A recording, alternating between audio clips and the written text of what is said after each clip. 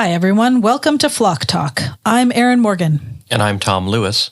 And we work for the farmer members of the Ontario Sheep Farmers Organization. This week we are discussing research with Dr. Cathy Bauman with the University of Guelph and the Ontario Veterinary College. Cathy has been working on an Ovipast vaccine clinical trial. Thanks for joining us, Dr. Bauman. Hi, I'm really happy to be here. So tell us a little bit about yourself and some of the research that you've been working on, Cathy. Sounds good, Tom. I'm a veterinarian, as you know, and just said. I graduated from OVC over 30 years ago. It's just hard to believe how quickly time flies. I was in practice for probably almost 15 years, but I got a bit frustrated at not seeing more progress with how we were treating infections and diseases and their outcomes. And especially the ones that we were seeing every day. And so I came back to school to get some additional training in public health and epidemiology so that I could conduct research into a lot of these issues. Amazing. For epidemiology, for those of you who don't know, it's the study of the patterns behind disease transmission and development and using statistics to analyze the patterns. The specialized training is really important. So we can conduct studies in an unbiased way where we're not influencing the results.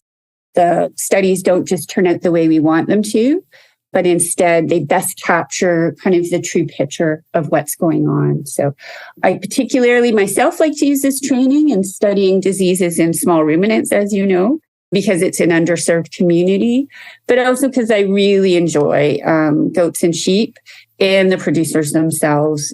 I find that producers really value the research that's being done because there's so few studies available and even fewer for our North American industry, which, as we know, is really quite different from Europe and Australia and other kind of sheepy countries.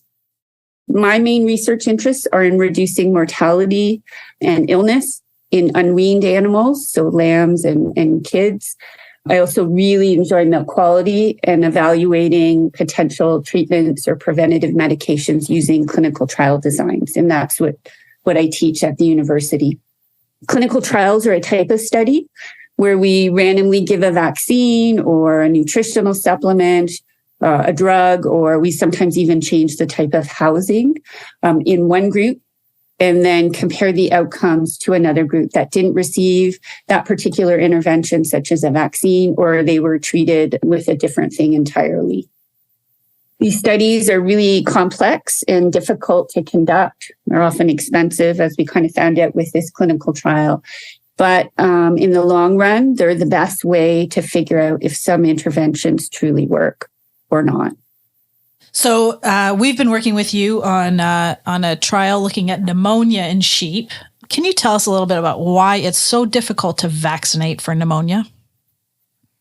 Absolutely, Erin. And I'm probably going to back it up a little bit and just give a little kind of refresher course on pneumonia, if that's okay, because it just helps us to understand why certain interventions work and why vaccines work or may not work. So let's start with pneumonia being a lung disease that affects both lambs and adult sheep, but it's definitely more life-threatening and concerning when it occurs in the younger animals because they have a less developed immune system.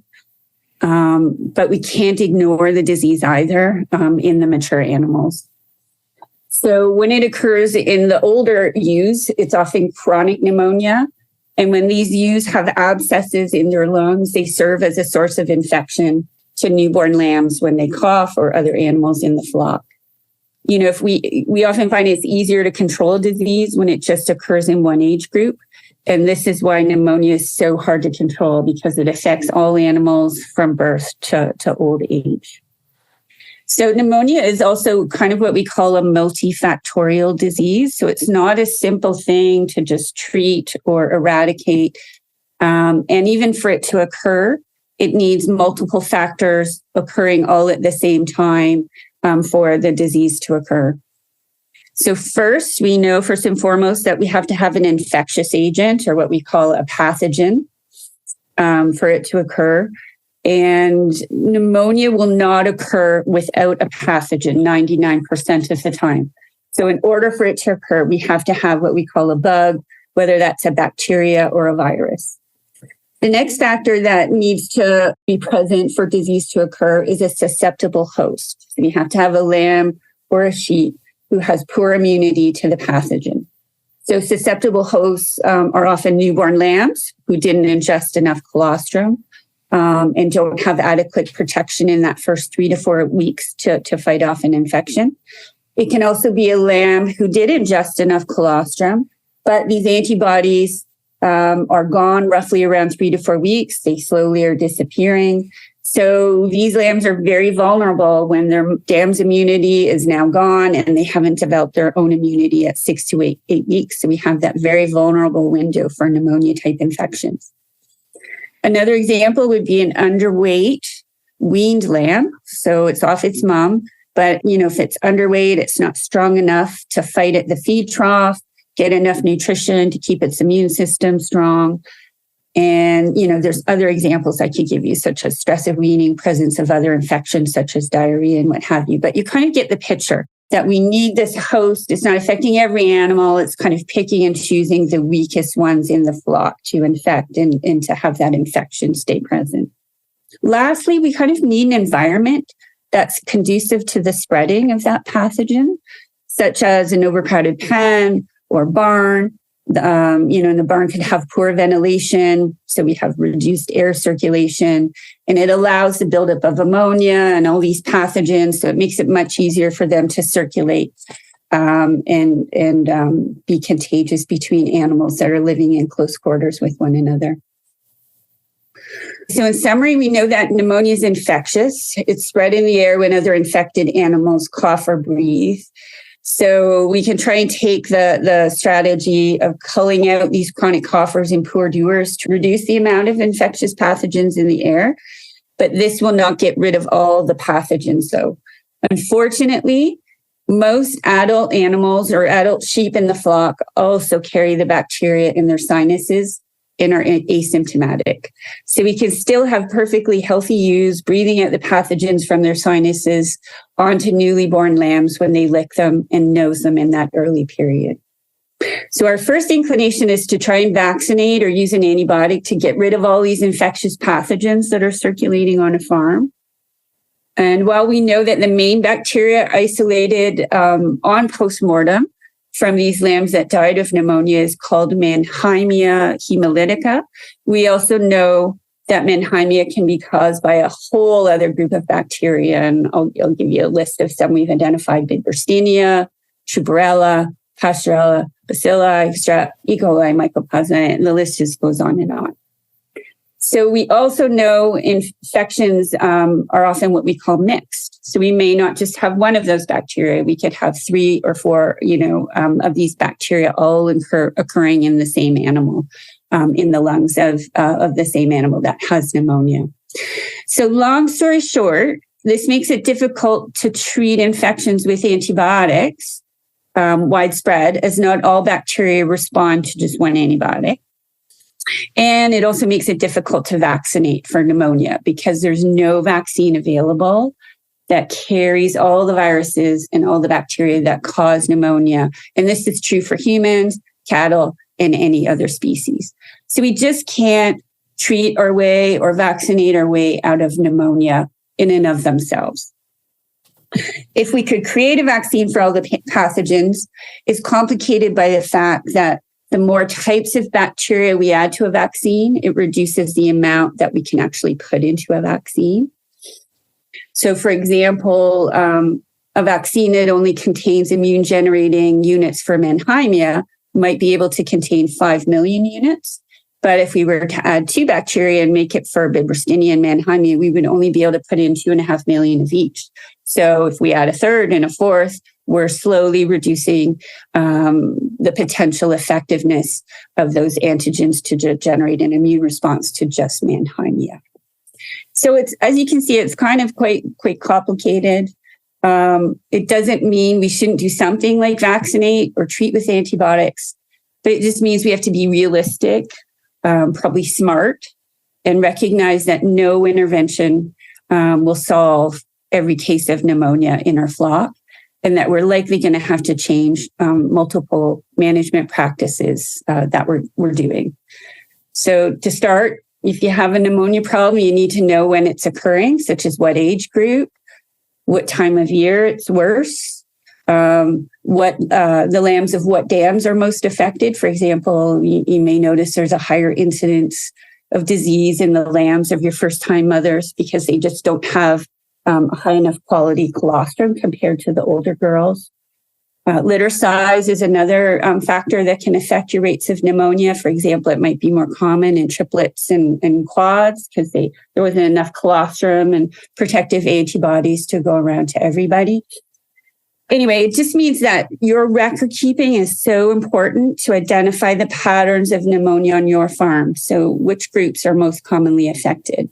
So your data is so valuable. And if you're not sure how to analyze the results of your record keeping, where you're keeping track of pneumonia and deaths, is to get someone to help you. There is a wealth of information in your data, and most of us are just not using it to its full potential. So sorry, I don't mean to get off track. No, not at all. But I just want to say that identifying these patterns will help you and your veterinarian identify what to fix. It's really different on every farm, and I probably bring this up in every talk that I give, that I know there's a lot you can learn from your neighbors, but it doesn't absolve you from doing a workup on your own farm. So, for example, we often recommend doing postmortems. So if you have a pneumonia case, there's a lot of valuable information there by postmorteming your own, having your vet postmortem them or you postmorteming them and sending lung tissue for culture, which will help identify the pathogens that are present on your farm. Because your neighbor may have a whole different group of bugs that are growing there. And so if you start treating with the same antibiotic they're using, it may not be helpful to you. So I always have to say you have to spend money to save money. And that's where that comes in. Just paying for the testing and the postmortems may help to save you money long run in buying antimicrobials. And then my last plug about pneumonia and the need to reduce it is that it's a welfare issue. And I always feel like it's another thing I'm bringing up, but just to recognize that struggling to breathe causes a lot of suffering for animals, and in particularly young animals, because it makes them less able to nurse and then compete to eat. And then we get into a little bit of starving. And then the other thing that I don't think a lot of people recognize is that the pathogens that are circulating in sheep and causing pneumonia are often zoonotic. And so that means that they can also jump over to people and cause infections in vulnerable people as well. So long story short, I'm not arguing against vaccination. I just want people to be realistic. And I just want to indicate it's not going to remove us from still having to do other basic work.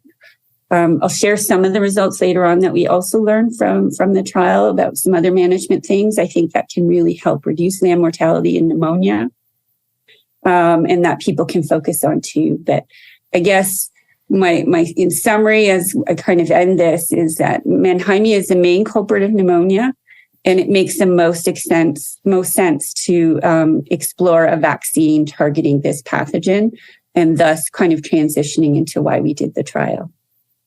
So can you tell us a little bit about the Ovipast Plus Vaccine clinical trial, how it was structured, and what you were hoping to find versus what you learned? Oh, Todd, we learned so much. There's a lot to unpack there, is there? And you know what? It's like we always say, it's you go in thinking you're going to learn one thing and you come out, learning completely different lessons.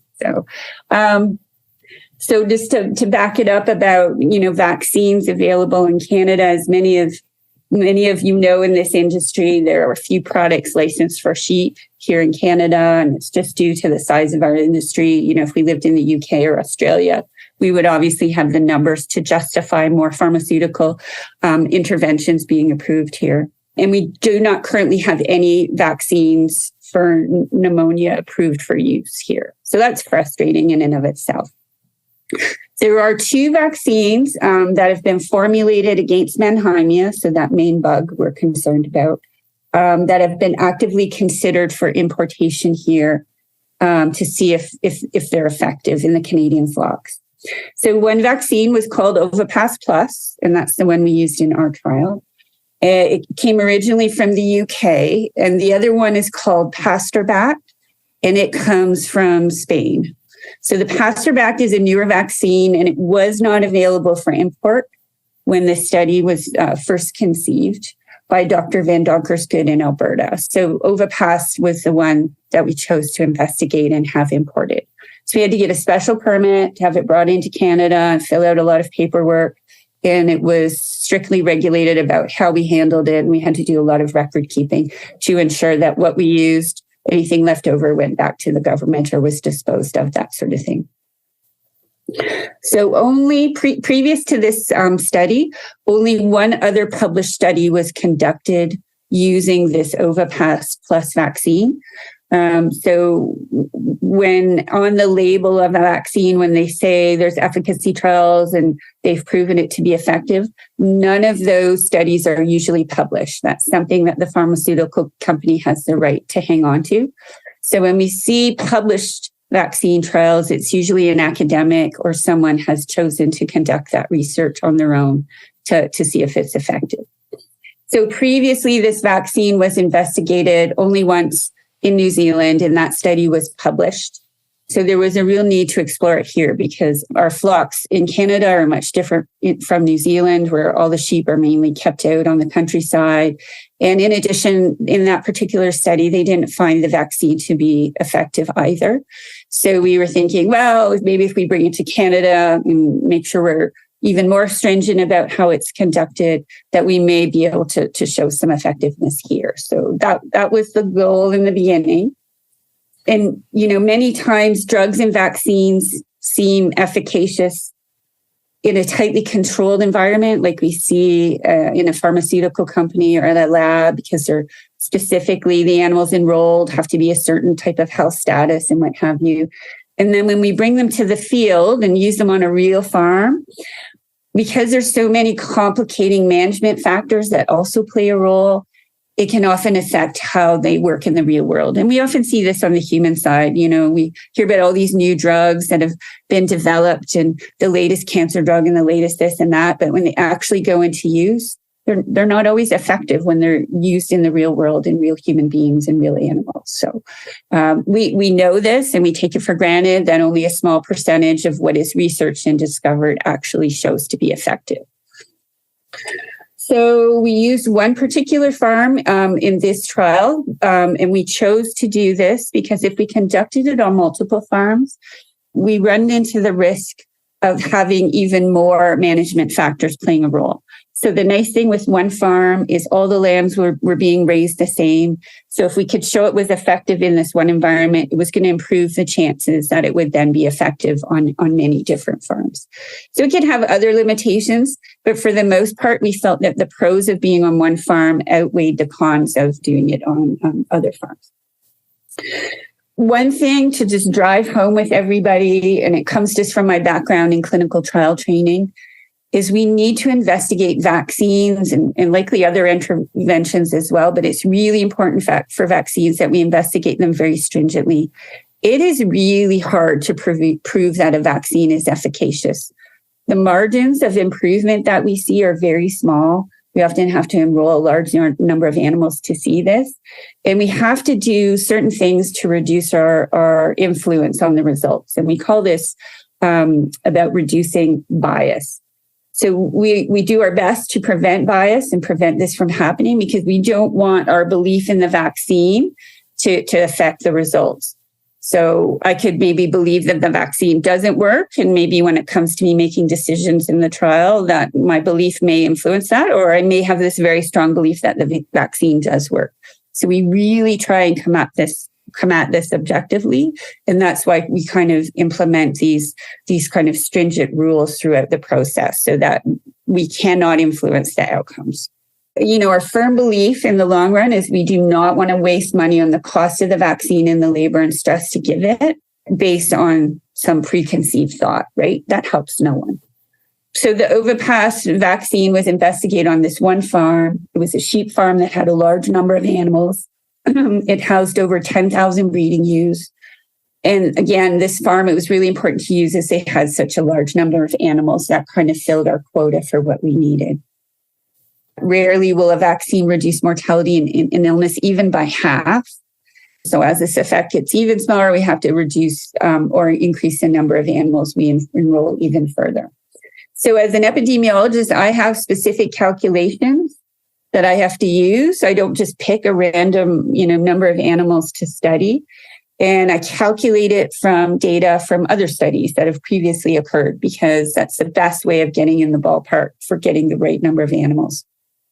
So with our calculations, we figured out we needed 6,000 lambs for this study. So that's a lot, rarely available on one farm. So we were really fortunate that we had access to the number of animals on this particular place. The project, it was expensive, as I alluded to, most clinical trials are, and cost over $100,000 to conduct. So we needed to pool money from a number of resources, which included OSF, which we were obviously very grateful for. Going forward, we then decided to investigate the effectiveness of the vaccine in 2 stages, because there's a number of ways we can use a vaccine. So we thought one way might be to vaccinate the pregnant ewes to see if we could increase the number of antibodies to Mannheimia and the colostrum. This would hopefully better protect the lambs in those first 3 to 4 weeks of life when they have those circulating maternal antibodies. And then for the second group, we then took those lambs that were born to the vaccinated ewes, and we vaccinated them around the period of weaning. And this was to then act in a different way. It would hopefully activate the immune system of the lambs. So the first one was, increasing the ability of colostrum to provide protection. And then the second stage, we were then investigating if actually vaccinating the lambs themselves would improve mortality and treatments and weight gain and what have you. So in summary, just to kind of go back, we had a group of pregnant ewes we vaccinated, a group of pregnant ewes we didn't vaccinate, and then we had a group of lambs at weaning that we vaccinated and another group we didn't vaccinate. So that comparison group, again, is really important. We don't just want to vaccinate everyone and calculate mortality and compare it to the year before, because everyone knows that, we've been vaccinated and what have you, and it just introduces a whole lot of bias. So we didn't just enroll all the lambs at once. That would have been completely unmanageable. The farm lambed every 3 weeks. So we had what was called rolling enrollment. And it went on for, I think, almost 6 to 8 months by the time we were completely done vaccinating everybody and wrapping up the study. So I mentioned that we do things rather stringently. So we implemented some procedures to help remove our potential, influence on the results. So we randomly gave the vaccine to the ewes. So when they were pregnant, they were running through the chute. We vaccinated them in groups of 8, where we grabbed a poker chip out of a bag, which told us which group to vaccinate and which to not. So we had no influence that we could vaccinate the healthier animals and not vaccinate the unhealthier. It was a complete randomization for how they came in through the chute. We housed the sheep and lambs in pens according to their vaccine status, which is another important part of vaccine trials, because it mimics how they would live in the real world. In the real world, we would go in and vaccinate a whole farm, or a farm might not vaccinate at all. They wouldn't selectively vaccinate some and not others. And so how vaccines work is they're kind of reducing the burden of bacteria in the air or the viruses because of the amount of infected animals. So it's called, as we're all familiar with this term from COVID, it's improving herd immunity by reducing that load of infection. So if we were to put the unvaccinated animals in the vaccinated group, it would give some protection to those unvaccinated animals, and again, make it more difficult to even detect any differences in mortality and pneumonia levels between those two groups. So that's why we had to house them differently. Lastly, the other measure we implemented was something we call blinding. So no blindfold involved, but the staff working on the farm did not know who was vaccinated and who wasn't.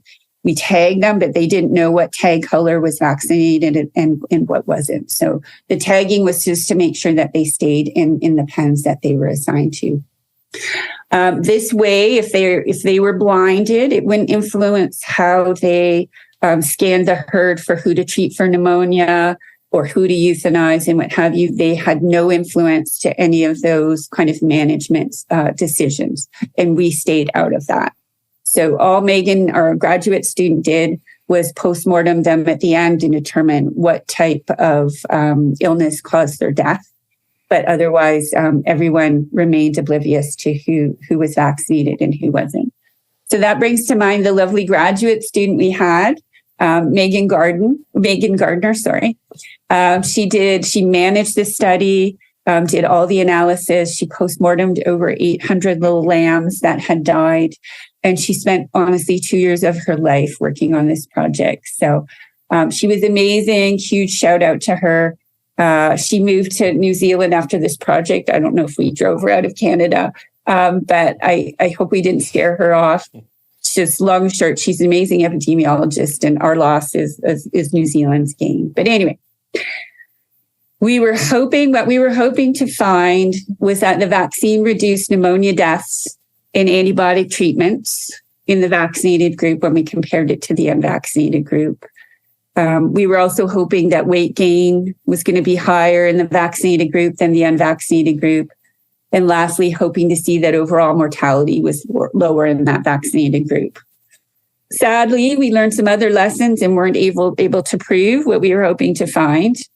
When we looked at the data simply for the vaccine effect, there was no difference in any of these parameters between the two groups, sadly. So just to give you some examples, in the pre-wean group, overall mortality was 14% in the vaccinated and the unvaccinated group, almost identical. Pneumonia-associated mortality in the pre-wean group was about 1% in both groups. About 27% of the lambs in both groups were treated for pneumonia with antibiotics. And then lastly, the weaning weight was 15.28 kilograms in one group and 15.49 kilograms in the other, which it seems a little bit different, but it's not what we would call statistically different to make it worthwhile to justify the vaccine. So I have to say that was disappointing. There was hope in the wean group that we would see some differences, but again, the overall mortality was 2.5% in the growing phase in both groups, roughly 3.5% in the finishing phase. No significant difference in the rate in the vaccinated or unvaccinated groups. Pneumonia-associated death was about 1% in both phases, and again, not different between the groups. Treatment rate for pneumonia was a bit higher in the growing phase at 5.5%, but again, still not different between the groups. And it was about 2% in the finishing phase. And then average daily gain was like almost exactly the same in both groups. So I know I'm sounding like a broken record, but in summary, kind of based on these results, it doesn't appear worthwhile to vaccinate pregnant sheep or the lambs at weaning to reduce any of the measurements using Ovipast Plus. And so that's on this farm in Canada. So, we can't generalize too much. But that's our findings after conducting a pretty rigid, large-scale vaccine trial. So it's disappointing that an intervention is not panning out as anticipated. But, we'd rather know now than spend the money to import it and have it not work here. So as much as I would have loved to tell you that it works, we didn't see any reason to carry on with further research in this way. The reason, I guess we've given a lot of thought as to the reason for the lack of detectable effectiveness. Maybe it could be the vaccine itself, because bacterial vaccines are less effective than vaccines for viruses, and the immunity doesn't last as long.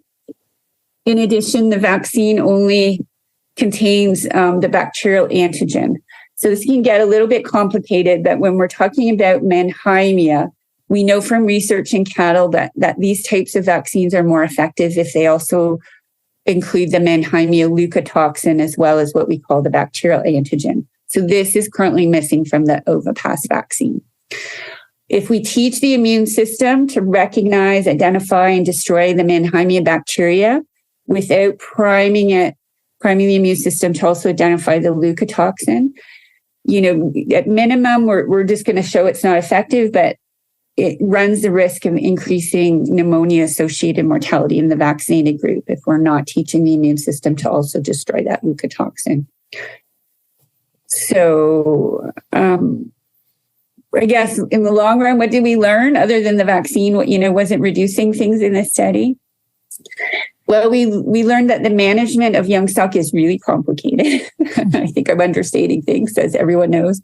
And there are many risk factors that can also be contributing to mortality. For example, on this farm, in the pre-weaning stage, lambs that were born underweight as well as overweight, so under the average and over the average, were really at a much higher risk of dying and getting pneumonia. And so if you're aware of this, you'll be more vigilant in how you manage, your really small guys and your really big guys. So if we think about it logically, smaller animals are more prone to chilling after birth. So we're talking about birth weights, small birth weights, large birth weights. And then smaller animals, that small triplet or whatever is having also trouble fighting to get access to the teat, and that can spiral and make them, more vulnerable to pneumonia, as we kind of talked about earlier. Larger animals, it often doesn't make sense because we're thinking, oh, they shouldn't be prone to chilling, and they're usually the ones that are barging in there and getting enough to eat. But the large birth weight lambs often experience dystocia, which can sometimes cause a lack of oxygen to the brain, and they kind of start out a bit more sluggish and slow to get going, and maybe are delayed in nursing and moving forward. So we can often see that sometimes these large guys need a little bit of extra care to get them going in the beginning in order to make them less prone to mortality and pneumonia. So that's one thing that we learned. Also on the farm, we found that that the lambs that were identified and treated for pneumonia, so we had people going up and down the pens every day and looking for cases of pneumonia, and if they saw something, they treat it with antibiotics. So these lambs that were identified and treated did not die as often as we thought. So we thought we were struggling on this farm with not having the right antibiotic or treating for long enough, or something was the reason that these animals were dying of pneumonia. But what we found was there was a surprising number of animals that died of pneumonia and were never given treatment with antibiotics for pneumonia. So what did that mean? It means we need to improve our surveillance and kind of scanning of these lambs for pneumonia, and to improve our ability to recognize pneumonia and get them treated. So we're often looking for coughing lambs when in fact, some of them just may have a really high respiratory rate or a fever, and they may come and go with pneumonia, and it never has even gotten on some people's radar to even think about treating them. So that was eye-opening for me. I really did not realize that. And so something that of value that I really learned. Mannheimia is one of those bacteria that it really typically responds to antibiotic treatment. And I think that's why we saw those animals that were identified and treated weren't dying all that often. And then I think we all kind of know that the risk of pneumonia is high in the older lambs, but we really saw this play out on this farm, where the pneumonia steadily increased from birth to weaning. And this may influence, I think we can talk about later on, how do we go forward and what do we do about vaccinating in the future? And I think this may help us to identify maybe a better time to actually vaccinate these animals as it's building up and to the point of when they're weaning. So pneumonia was surprisingly low during the first 3 to 4 weeks. I thought it would have been a little bit higher. Which made us suspicious that even unvaccinated sheep may make colostrum with antibodies to Mannheimia due to their own natural exposure within that flock. So we saw no difference in pneumonia in those first 3 to 4 weeks. So those unvaccinated ewes must be carrying some type of protectivity in their colostrum. So we never studied this or tested it, but that would be our suspicion. So really vaccinating pregnant ewes in farms that already have a high amount of pneumonia may not yield that great of benefit. So hopefully that answers your question about how we conducted it and kind of our lessons learned and kind of the overall results of the study. Yeah, that's great. Thank you. So, Cathy, what do we do now? Are there other vaccines to try? Is there a different way to vaccinate with Ovipast to explore? What do we do next? Oh, Aaron, $100,000 question. Yeah. I'm really good at analyzing what happened and maybe to suggest, but yeah, to actually point you in the right direction, I have less confidence. What I do know is we don't want to just rush into just trying any other vaccine. So I think we just need to step back, be strategic, kind of do our research to find a Mannheimia vaccine that contains the leukotoxin antigen as well as the Mannheimia antigen. And kind of the kicker is to make sure it's made for sheep. We shouldn't consider the cattle vaccine for Mannheimia as it contains the strain of Mannheimia that infects cows. And we know this to be type 1 Mannheimia. In sheep, we know that they're infected and pneumonia is caused by type 2 Mannheimia. And we're still unsure if there's cross-reactivity. So I think that kind of crosses out, for the time being, using a cow vaccine. With respect to your question about Ovipast, I would suggest, since it doesn't contain the leukotoxin antigen, I'm reluctant to really conduct any further studies using it. I think if we find the right vaccine that has both, I don't think it's worth maybe exploring vaccinating the pregnant ewes, but looking at, as I kind of alluded to earlier, exploring the vaccinating of lambs at 3 to 4 weeks and 7 to 8 weeks of age. So we get their immunity up before they're weaned. And that, I just want to use that as the caveat if they've gotten their dams colostrum. So they've got the protection from their own dams colostrum for that first 3 to 4 weeks, and then we start vaccinating them to get their own immune system primed for exposure to Mannheimia going forward. If the lamb hasn't received its mom's colostrum and it's gotten a colostrum replacement product, so I think most people know that the colostrum replacement products are made from cow's colostrum. So that means if they had antibodies to Mannheimia, it's likely due to the antibodies target Mannheimia type 1 and wouldn't help necessarily to protect against Mannheimia type 2. So I think it may be even worthwhile also in a separate study, not in the same study, but exploring vaccinating those animals that get artificial colostrum, vaccinating them earlier at 1 to 2 weeks of age. There's some preliminary work that shows that they may be able to respond to vaccination at that earlier in age.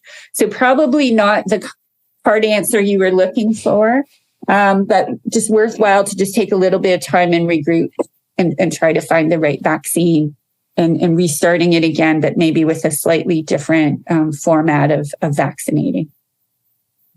So we know that you've been to many international meetings with other sheep researchers. What are their experiences with vaccines? So usually when we go to an international conference that's really based on sheep, they'll be covering all diseases. So there's honestly a small segment of individuals who are researching pneumonia and then also researching pneumonia vaccines.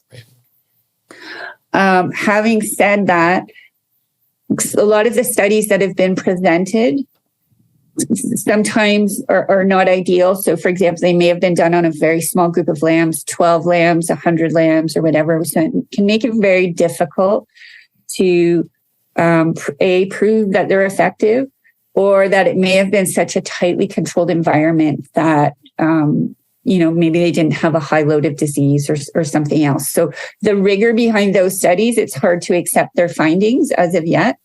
And then sometimes they're being presented by people that have invested interest in those vaccines, like they invented the vaccine themselves or working privately with a vaccine company and what have you. So we just have to, every time we read a paper, kind of have a look about who's conducting the study and who's funding the study, just to ensure that there's a lot of due diligence being done and not bias being introduced to the work. So having said that, there is some interesting work going on in some of the countries such as Spain and the UK. There's some interest in what they call autogenous vaccines, which is a complicated word for just saying they isolate a bacteria from one individual's farm, and then they go and make a specific vaccine for your farm. And that sounds really cool and like ideal, and sounds like the ideal thing that, we could all do, but it's not available for use in Canada yet. And I think financially that it's really out of reach for the majority of producers. So not a lot going on, especially on the sheep end of things. I think there's real opportunity for the development of a vaccine, and I'm very open to discussing this further. I don't really want to put it out there right at the moment, but I think there is an opportunity for a vaccine that's not currently available to us here in Canada. So now moving a little bit away from vaccines to some other research projects that maybe you are involved in today or taking a look at. What else are you working on, Cathy? Cool. Staying busy, always. We have a large milk quality project that we're doing in goats at the moment, which I find really exciting because it's kind of new territory. We're looking at prevalence of clinical and subclinical mastitis. We can learn a lot from cows, but trying to troubleshoot milk quality in goats is very frustrating. So we're trying to come up with some ways of pooling and identifying, make it easier and cheaper for goat producers to be able to fix their milk quality issues and figure out where it's coming from. We're also looking at antimicrobial use on beef cattle farms, so cow-calf farms, and what's the prevalence of resistant bacteria in their feces, which has the potential maybe to contaminate carcasses, can affect the health of producers and consumers. So that's also an interesting project we're doing here in Ontario. We're also just wrapping up some studies, so some depletion studies for antibiotics in dairy small ruminants, so both goat and sheep. Writing up some analysis where we were comparing the quality of natural and artificial goat colostrum products, and the same for kind of goat milk and milk replacers. Because when we did our kid mortality study, a lot of producers were telling us how frustrated they were and felt a lot of trouble with kind of going back to the feeding of those products. And so I'm kind of interested in how can we improve either the use of those or encourage more the use of goat colostrum that we already have on farm and goat milk. So therefore decreasing the amount of money that we spend on feed off the farm. I don't think we can completely ever get away from using them, but there may be alternative ways that we can get around that. What are some of the research opportunities you would like OSF to consider? Any feedback there? I'm a big proponent of traceability. I think it's a really important way of getting feedback from processors to producers. So if we had traceability throughout the whole chain, I know that's not something that can be readily accomplished, but I just think it can help everyone improve the standard of sheep meat.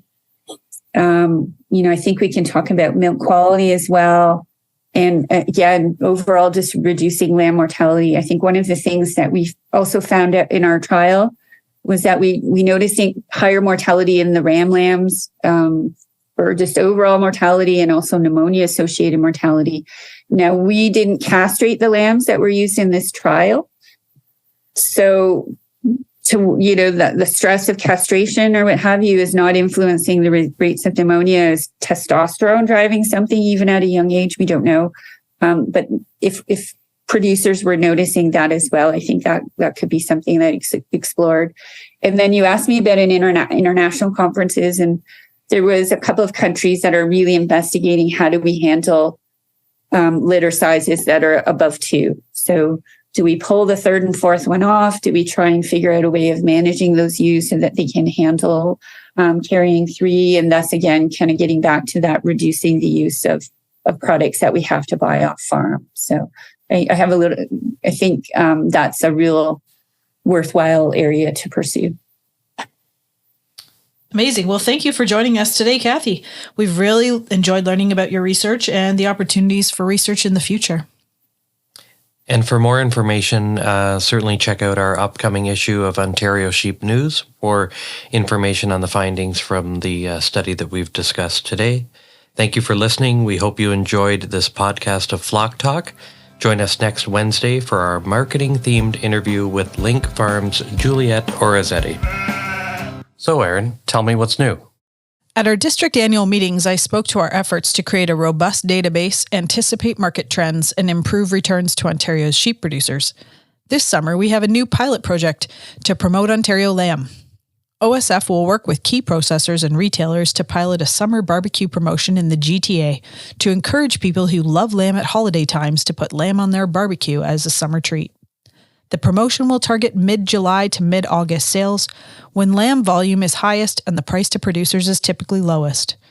OSF will film 2 to 3 YouTube videos highlighting new barbecue recipes and encourage people to click through to the lambrecipes.ca website to find the recipe, where they will also be directed to their local retailer to purchase the lamb. At partner retailers, we will have signage at point of sale and recipe cards. We will work with our partners at Foodland Ontario to evaluate lamb pricing, promotion, and sales before and during the promotion.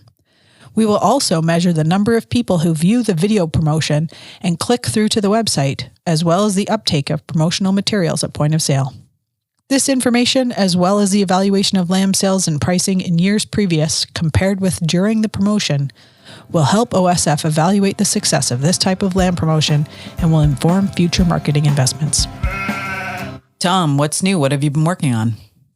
So at OSF, we're currently working on our OSF AGM wrap-up and some planning for 2024 with recommendations to go to the board for our next annual meeting and convention. We've recently launched the 2024 OSF Awards and Scholarships, as well as the ever-popular Ontario Sheep Farmers Photo Contest. So stay tuned on social media for links, as well as visiting our website at ontariosheep.org to take part in those programs. If you enjoyed our podcast, please subscribe to your podcast app to receive alerts to our future episodes, and please share our podcast with your friends.